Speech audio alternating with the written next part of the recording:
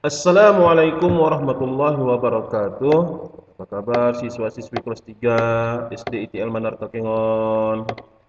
Semoga Anda sehat walafiat di mana saja berada dan dapat menyelesaikan soal-soal yang telah diterima. Nah, pada minggu ini kita masih dalam suasana ujian pertengahan semester ganjil tahun ajaran 2020-2021. Maka di sini Bapak akan menjelaskan mungkin ada beberapa soal yang tidak jelas. Kita buka ya soalnya. Kita buka. Ini dia. Oke, sebelum kita mulai, kita buka pertemuan kita dengan membaca basmalah. Bismillahirrahmanirrahim. Ananda yang dirahmati Allah, sebelum Bapak menjelaskan, alangkah baiknya Ananda menyediakan pulpen atau pensil, kemudian lembaran soal yang telah diterima. Mana tahu ada soal-soal yang tidak jelas, bisa kita perbaiki ya. Oke, dari nama dulu. Nah, ini nama. Ini diisi dengan nama lengkap. Nah, jadi namanya Khairunisa. Buat Khairunisa. Jangan Nisa. Adik bingung, ini si Anissa atau Khairunisa? Nanti bapak yang bingung, ya. Oke. Nah, selanjutnya kelas. Ini kelas nih. Ini kalau kalian kelas 3A, kalau Ananda kelas 3A, maka coret yang B. Kalau Ananda kelas 3B, coret yang A. Kemudian hari tanggal. Nah, umpamanya hari Jumat. Tanggal 16 Oktober 2020. Sudah? Kemudian selanjutnya di bawahnya materi mata pelajaran. Nah, mata pelajaran nggak usah diisi karena sudah ada pelajaran pendidikan agama Islam dan budi pekerti. Oke, sekarang kita masuk ke bagian 1. Pilihlah salah satu jawaban A, B, C, dan D di bawah ini. Jadi ini multiple choice atau pilihan ganda. Kemudian di sini ada kompetensi dasar 3.14. Ini kompetensi pengetahuan ya.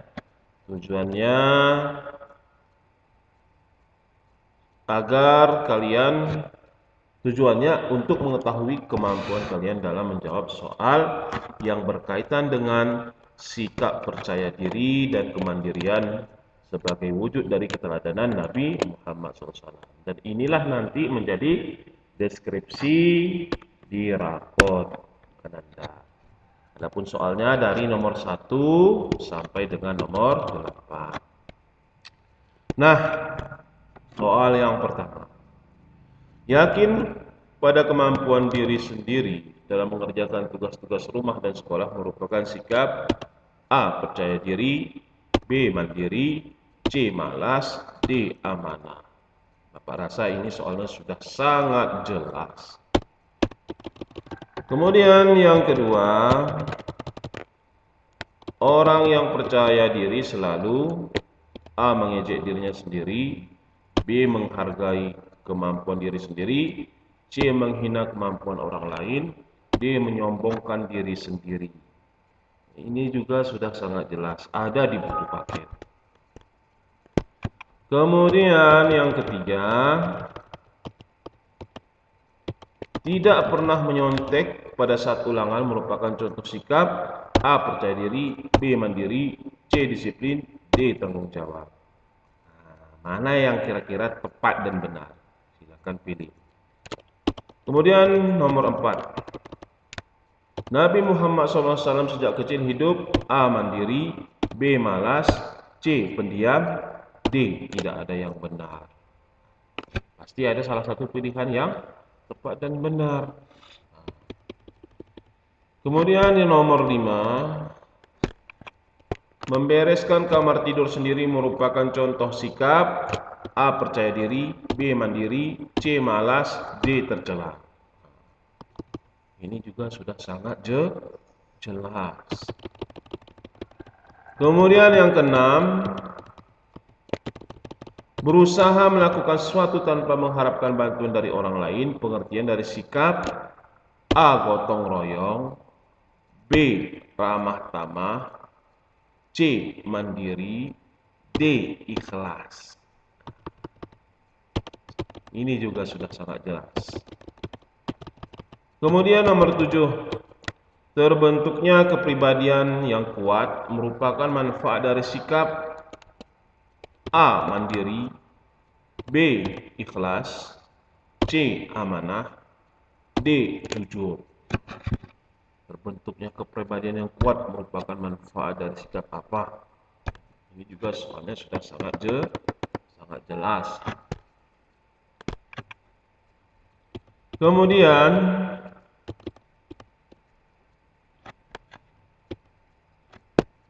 nomor 8, berkurangnya pekerjaan orang tua karena kita juga ikut berperan menyelesaikan pekerjaan rumah. Berkurangnya pekerjaan rumah orang tua karena kita juga ikut berperan menyelesaikan pekerjaan rumah tersebut merupakan manfaat dari sikap A. Ramah tamah, B. Mandiri, C. Sombong, D. Malas. Ini juga sudah sangat jelas. Nah, kemudian ada KD 3.7. Ini dia, mengetahui kalimat-kalimat dalam Quran Surah An-Nasr. Jadi ini berkaitan dengan Quran Surah An-Nasr, ya. Nomor 9 sampai dengan 16 soalnya. Sekarang kita lihat nomor 9. Surah An-Nasr tergolong ke dalam surah Al-Madaniyah, B. Makkiyah, C. Al-Fatihah, D. Al-Ikhlas. Ini kalau tidak salah sudah Bapak jelaskan dalam video pembelajaran. Jadi kalau Anda menyimak, insya Allah dapat. Kemudian surah An-Nasr terdiri atas A. 3 ayat, B. 4 ayat, C. 5 ayat, D. 6 ayat. Waduh, ini sudah ada di buku paket.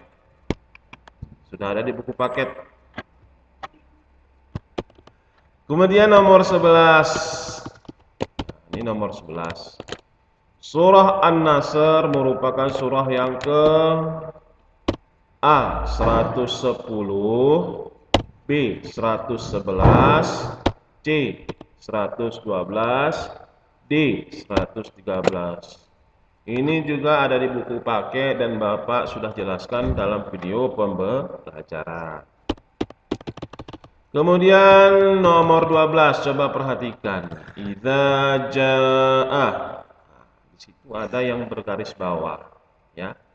Huruf zal, huruf za, ada alif saksinya di situ.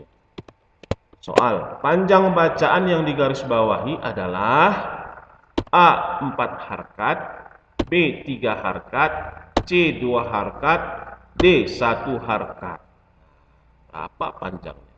Ini juga ada di buku paket. Kemudian nomor 13. Di bawah ini salah satu cara agar dapat menghafal surah An-Nasr, yakni A. Melafalkannya sekali saja, B. Melafalkannya sambil bermain kartu, C. Melafalkannya secara berulang ayat per ayat hingga hafal, D. Melafalkannya saat perlu saja. Ini juga sudah sangat jelas.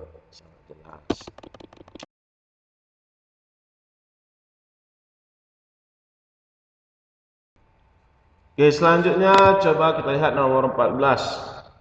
Berikut ini huruf yang tidak bisa disambung dengan huruf berikutnya adalah A. Huruf waw, B. Huruf nun, C. Huruf sin, D. Huruf H. Coba kalian tulis di buku tulis atau di kertas. huruf-huruf ini bisa nggak disambung? Insya Allah pasti kalian dah dapat jawabannya. Kemudian nomor 15. Pertolongan Allah akan datang dan Islam akan mendapat kejayaan adalah salah satu kandungan dari surah A. Al-Kafirun, B. An-Nasr, C. Al-Ikhlas, D. An-Nas. Ini juga sudah sangat jelas soalnya. Jawabannya sudah Bapak jelaskan dalam video pembelajaran ya. Oke, sekarang kita masuk ke bagian yang kedua. Isilah titik-titik di bawah ini dengan jawaban yang benar dan tepat. Berarti ini isian. Kalau isian itu menjawabnya paling-paling satu kata atau dua kata. Tidak usah panjang-panjang, tidak usah banyak kalimat di situ. Karena kita diminta untuk mengisi atau melengkapi titik-titik yang disediakan. Oke, sekarang coba kita lihat soal nomor 16 ya. Soal nomor 16.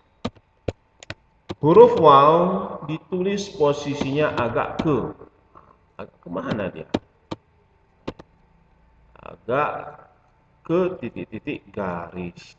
Ini ada dalam penjelasan video pembelajaran, ya.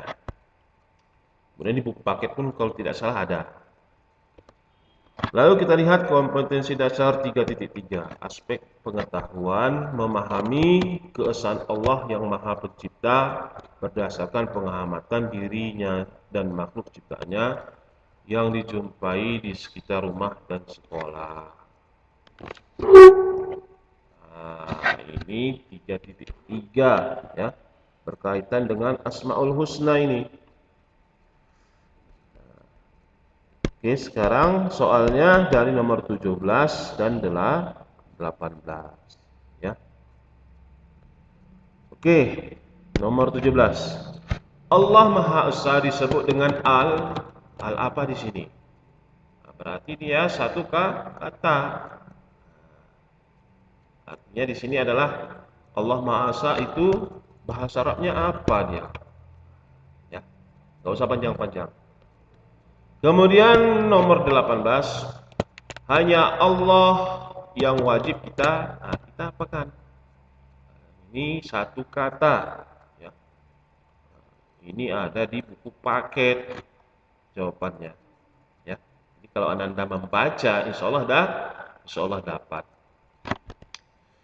Kemudian kompetensi dasar 3.4. Di sini memahami makna Asmaul Husna Al-Wahhab. Nah, kalau tadi Allah Maha Esa, ini Al-Wahhab. Soalnya nomor 19 dan nomor 20. Nah, sekarang coba kita lihat nomor 19. Al-Wahhab berarti Allah Maha. Nah, bahasa Indonesianya apa di sini? Allah Maha apa di sini? Nah, Allah Maha apa? Nah. Kemudian nomor 20. Suka memberi kepada orang lain merupakan cerminan dari Asmaul Husna suka memberi kepada orang lain merupakan cerminan dari Asmaul Husna apa di sini? Apa rasa sudah sangat jelas soalnya? Demikianlah penjelasan soal secara singkat dari Bapak. Semoga bermanfaat. Dan ketika mengembalikan, Bapak ingatkan kembali namanya harus nama lengkap di sini ya. Jangan lupa tidak ada nama. Oke, Bapak akhiri wabillahi taufiq wal hidayah. Wassalamualaikum warahmatullahi wabarakatuh.